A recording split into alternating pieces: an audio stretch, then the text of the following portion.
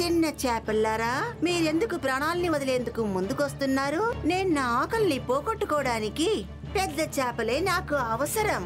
వెళ్ళండి, ఇక్కడి నుంచి వెళ్ళండి. ఇది మంచిది. ఇలా రా. ఈ పిల్లుల రాణి చాలా సేపటి నుంచి ఇక్కడ వేచి ఉంది. పట్టేశాను.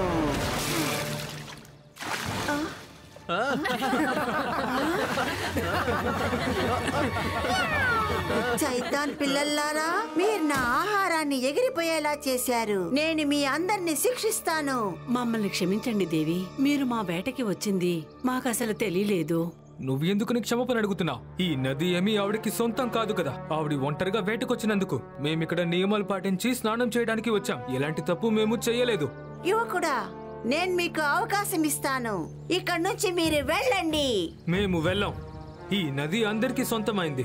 నేను హస్తినాపురానికి యువరాజుని, ధృతరాష్ట్రుడికి పుత్రుడు దుర్యోధన్ని. నిన్ను హెచ్చరిస్తున్నాను, నువ్వు వెంటనే చోటును వదిలి ఇక్కడి నుంచి వెళ్ళిపో.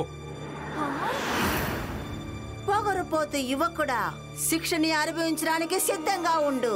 నేను పిల్లుల రాణిని. ఈ విషయం నీకు తెలుసా?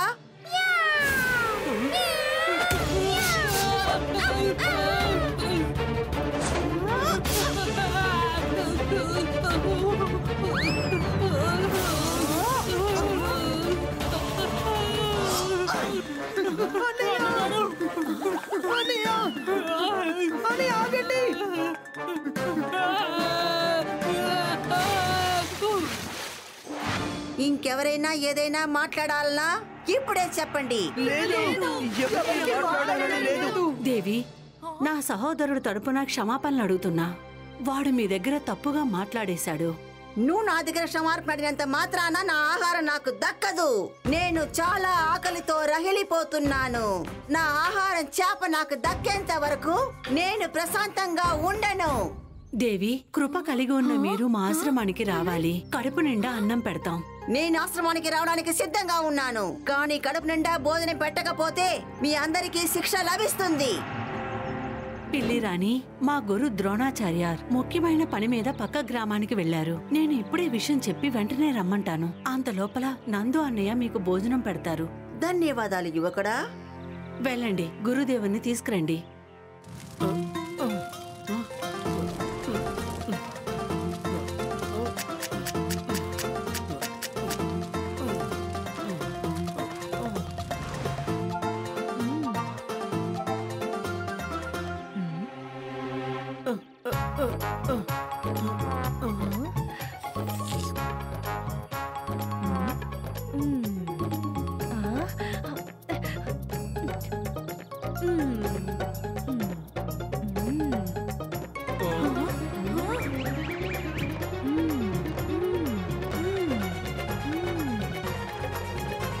ఏంటి నిల్చున్నావు? ఇంకా తీసుకునిరా. వినిపించలేదా? వెళ్ళు.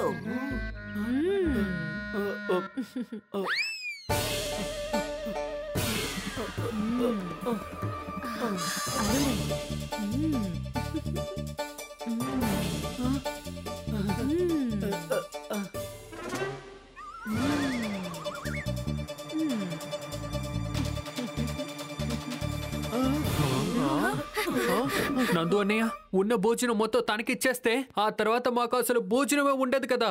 అయ్యో, నేనేం చెయ్యను. గురువు గారు ఏం చెప్పారు?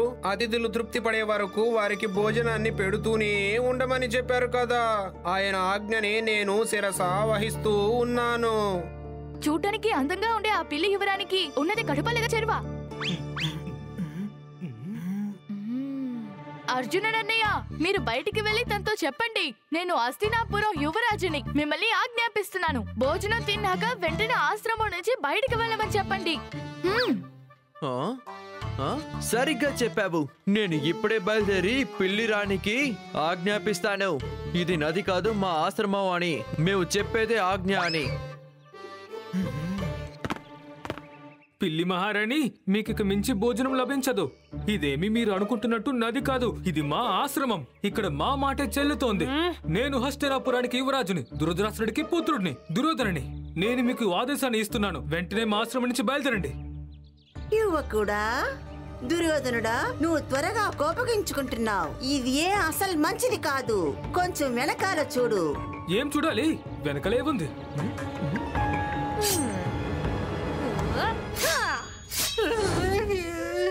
అయ్యో, మీరు ఏం చేశారు? రా యువరాజ్, నీ ఆజ్ఞ ఏంటో?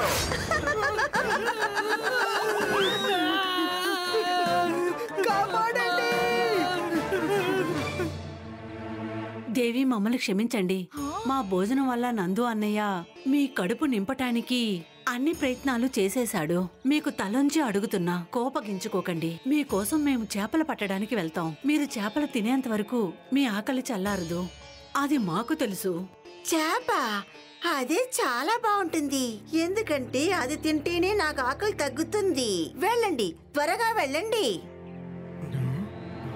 ఈ పాండవులు ఆ పిల్లి మహారాణిని సంతోషపెట్టడానికి ఏమంతా చేస్తున్నారో చూసావా దుశ్శాసన? అవును అన్నయ్య, మనం కూడా తనని సంతోషపరచడానికి ఏదో ఒకటి చెయ్యాలి. అలా చేస్తే అప్పుడు మీ వెనకున్న గుర్తు మాయమవ్వచ్చు.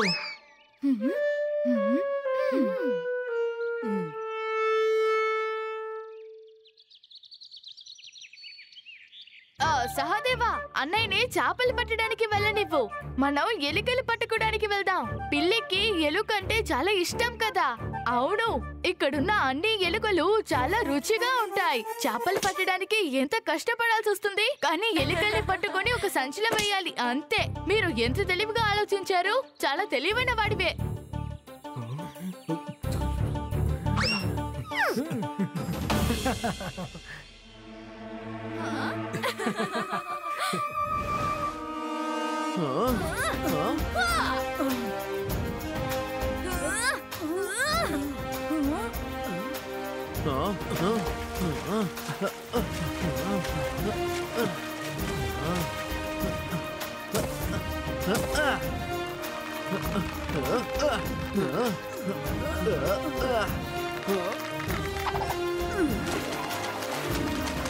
అర్జున, ఇలా చేపలు పట్టే ఉపాయం చాలా బాగుంది.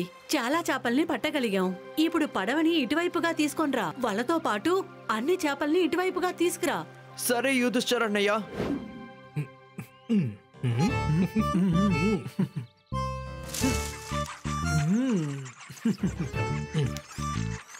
పదండి అన్నయ్య, ఎలుకల్ని పట్టుకొని ఆ పిల్లి రాణికి ఇద్దాం. తను సంతోషపడుతుంది.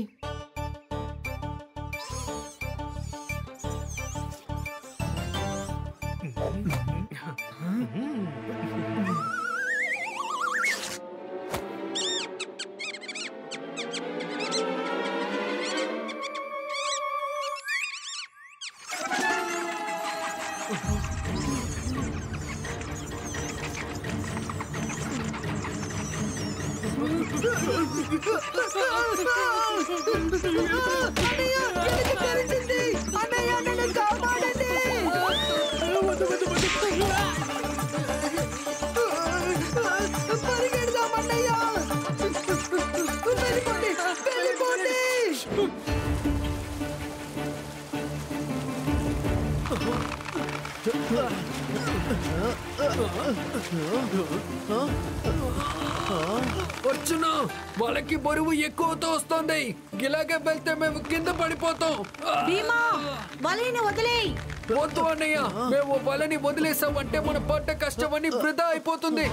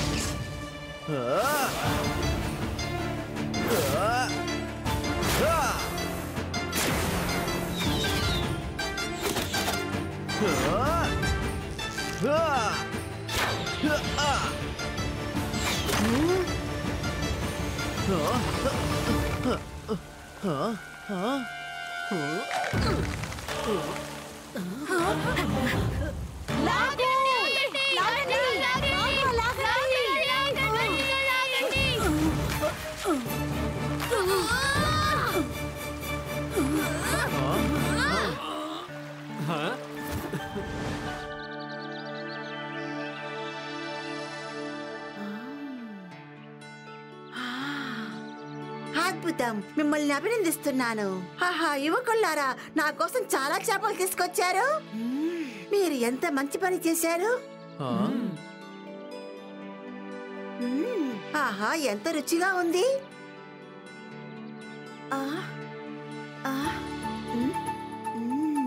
అరే, ఇంకా చాలా ఉన్నాయి. మీ కడుపు నిండి సంతృప్తి పడే వరకు మీకు నేను ఇలా పెడుతూనే ఉంటాను. ఈ పిల్లలందరూ కలిసి వాళ్ళతో చాలా చేపలు పట్టుకొని వస్తున్నారు. పిల్లి మహారాణి, మేము కూడా ఎలుకల్ని పట్టుకోవడానికి ప్రయత్నించాం, కానీ అది మా వల్ల కాలేదు. అయినా ఆ ఎలుకలు చాలా తెలివైనవే. ఎలుకలా? నాకు ఎలుకలు ఇష్టమని మీతో ఎవరు చెప్పారు? నేను పిల్లుల రాణిని, మీకు తెలుసా? నాకు ఎలుకలంటే అస్సలు నచ్చదు. వెనకాల చూడు. వద్దు అన్నయ్య, వద్దు, వెనక్కి తిరక్కండి.